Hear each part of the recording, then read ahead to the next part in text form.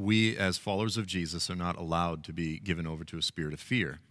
Now, that doesn't mean that we don't take practical steps to protect our churches, our congregations, and so there's the practical Okay, side what of happens if they manage to get an atomic bomb through? As followers of Jesus, we're not allowed to be given over to anxiety. That's right. And so now this is the end time conundrum. And I'm trying. This is the end time conundrum.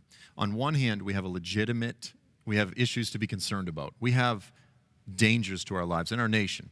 We need to elect responsible leaders. We need to pray for responsible leaders. We need to take practical steps and actions to do things that a responsible shepherd does to protect his sheep. Very simple. But beyond that, we're actually called also to lay down our lives for our enemies. You go, well, I don't like that. I'm not going to lay down my life for some jihadi. And I go, well, wait a minute. Jesus laid down his life for you, you ungrateful rebel, right? All of us, didn't he?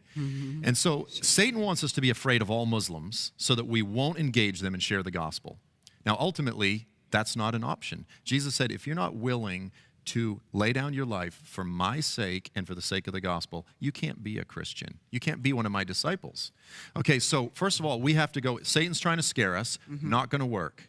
I'm going to continue to love Muslims around me, and maybe they won't all get saved, but maybe some of them will. Maybe some of them won't, but at least I'm diffusing a time bomb so that when this 18-year-old kid is, someone gives him the spiel at the mosque and they say, well, you should, and he goes, I hear what you're saying, but I like Jim, he was really nice to me and I don't want to go blow up his place, this sort of thing. So look, even if you're a secular, if you're loving people, that should be a good thing.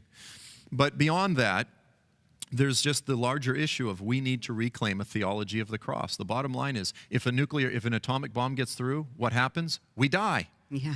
We go to be with Jesus. That's right. I mean, the end result is, what can man do to me? My death is my martyrdom. My imprisonment is my meditation, right? I have a chance to go worship in prison for a few years and grow in the Lord if that's the case. But that doesn't mean that we don't take all of the practical steps, again, to protect the sheep. Those two things are not in conflict. And so, we have to build the wall. We have to use wise immigration policy. The bottom line is, if you look at Western Europe, it is a colossal, absolute nightmare. Yeah. You have examples, look, and I've talked a lot, and I work with ministries ministering in the Middle East. We're ministering to the folks that are coming out of Mosul. These are folks that some of them welcomed ISIS. We're ministering to them. The Lord causes his rain to fall on the just and the unjust, and that's what we're called to be like. However, I also recognize that the just open doors immigration policy that Western Europe has been implementing, it's destroying the entire continent. You have examples where in England and the Netherlands, in just some of these small cities, you had thousands of girls over a 10-year period, thousands that were gang raped, that were groomed into prostitution.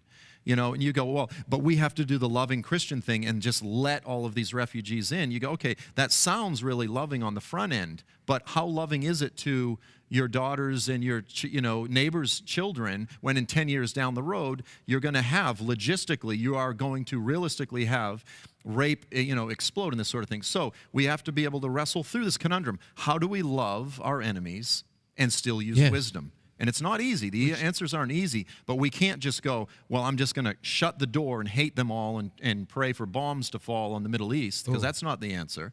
So we have to use wisdom, but we still have to be wrestling through. But what does it mean for me as a disciple of Jesus to love my enemies? And it's hard. These are hard questions, but we have to be doing it.